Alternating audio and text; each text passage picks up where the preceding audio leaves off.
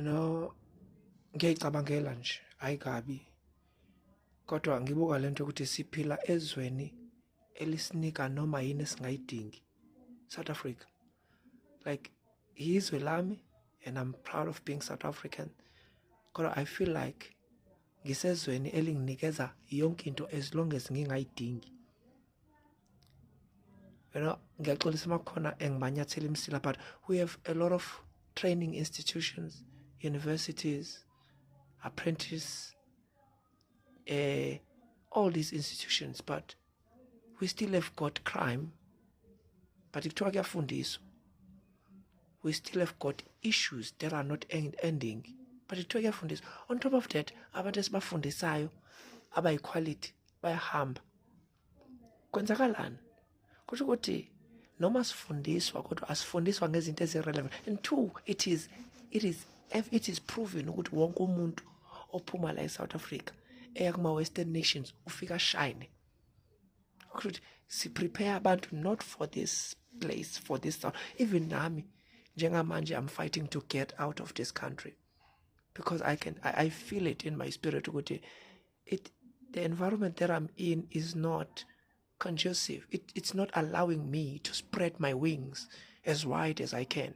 It's like kuthiwa, don't spread your wings, you're gonna die, we're gonna kill you, you're gonna expose us.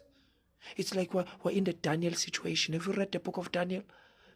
Daniel, your shine is exposing our stupidity and our foolishness and our wickedness. So we have to design some sort of a tactic to kill you because you are a standing threat. You are existential. An existential threat. So kunaleyo nto engibuza ukuthi kanti sifundani? Uma kukuthi mase siqedile ukufunda sibuya sithi imisebenzi asinayo. It doesn't make sense. Kanti ubufundiswani la bufundisa ukuthi uzobuya uthola izinto nge-tray ngoba phela wena usune degree ne-PhD ne-masters.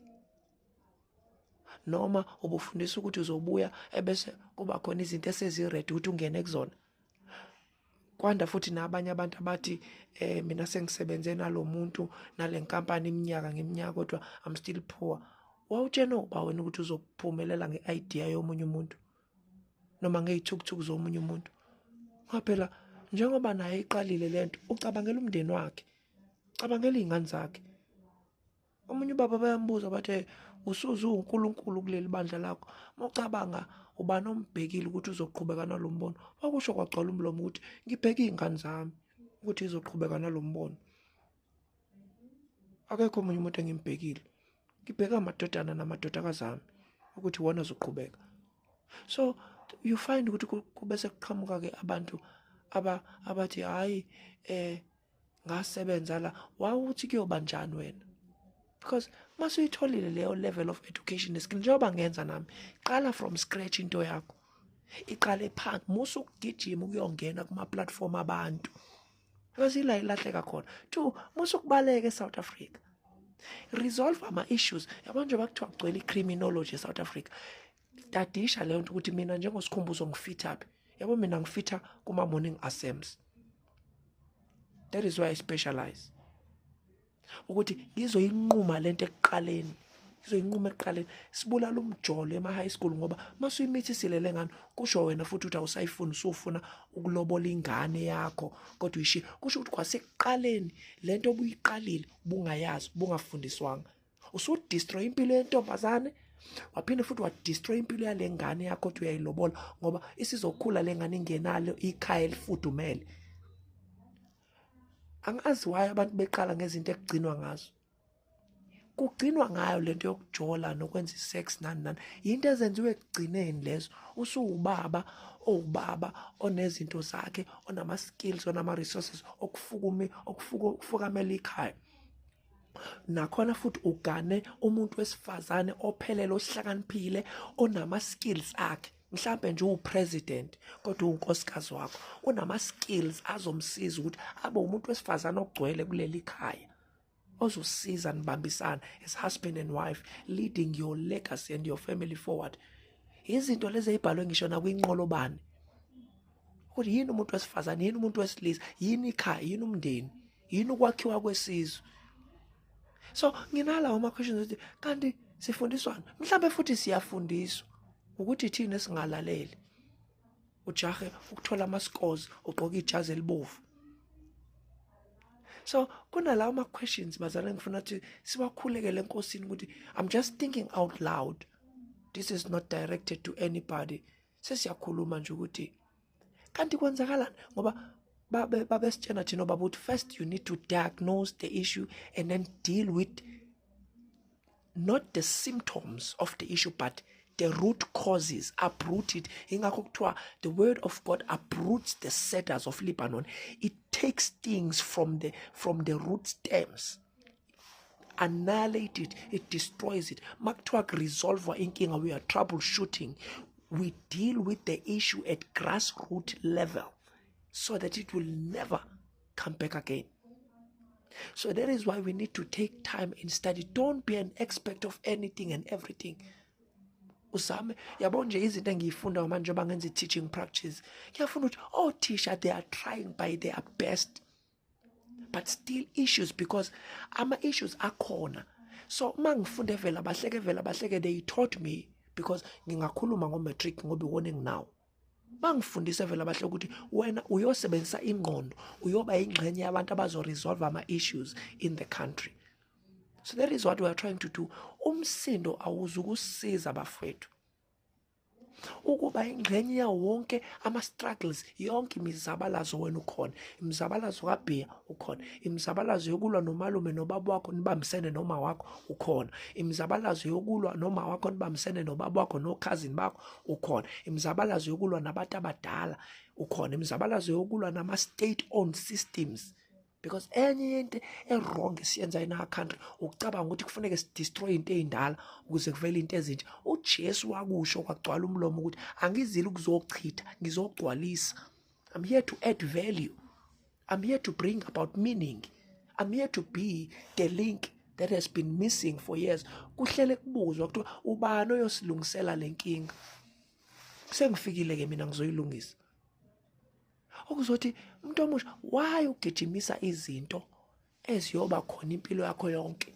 Utshwala bupheli, ubumnandi abupheli, izinto lezi abantu abadala abantu abayigijimisayo zeyinkohlakalo nokukhohlakala akupheli. Isikhathi sisabiza ukuthi wena uhlale phansi uzithole. Musu over investa nokuthanda lezi zinto ngoba zizokudukisa. Uzogcina enye into nje uzoyiqhatha nayo, uzoyiqhatha nehlazo, uzohlangana nezimbila yithutha.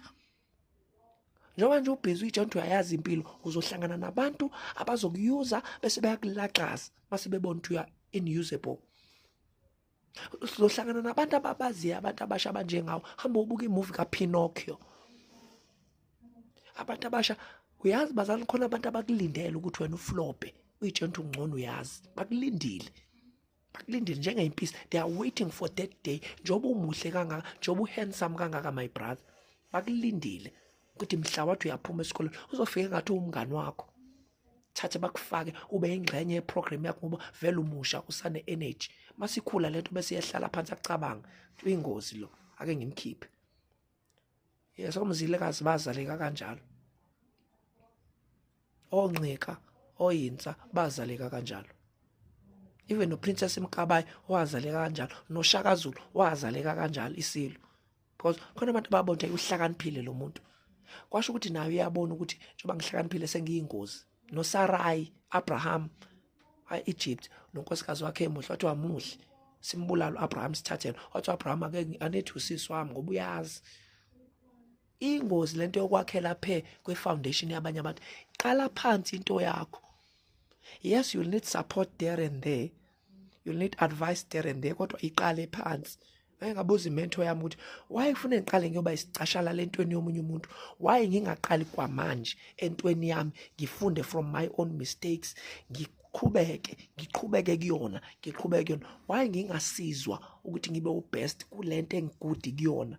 Why kufanele ngiqale phansi yofunda enye into that is not natural energy? Ngiqale phansi manje ngiyofunda ukuthi ngibe umlungu, ngibe umuntu omnyama. Why ngingafundiswa? Yile kade ngiyibuza ukuthi why ngingafundiswa ngemelanin? So izinto zama questions lawo aqhamukayo, but kuma questions abuzwa abantu umuntu omusha musu ukuduka nama-questions, ube emotional. Wena funda mfethu, musa ukudlala ama-emotions abantu nama-ego abantu, being caught up in ego battles ongawazi ukuthi ayophelelaphi. Ngoba uyokubuza lo muntu ukuthi wena ocabanga ukuthi uma ulandela mina kanti ngifunani la kuwena. And then you'll be shocked. Then you discover that the people that you are busy working with do not have your interest at their consideration. And uqhubeka nabantu who are not thinking about you, who are not considerate about you. And one day they will show you that. Another warning that was issued was, please, young man, young lady, know these things about yourself before somebody else does and use them against you. My name is Komboso Allen Shezi. I wish to have these conversations with you more in a far more sequential series, in a more developmental series, because I mean like 10 minutes, 11 minutes will not do justice to what I'm trying to say. It's easy to misunderstand what I've just said in this 11 minutes. So that is why I'm inviting you. Come to church. Come to the events that I'm going to create. Enter into the lives that I do. In the mornings, I do lives every morning around 5 and 6 a.m. I have a live there. Log into my Facebook, YouTube. Go to YouTube. I love YouTube because that is where I'm able to upload videos that are ranging from 30 minutes to 1 hour, where I can explain in detail, in comprehensive detail, a certain topic so that you understand it. Okay, God bless you. I have to go.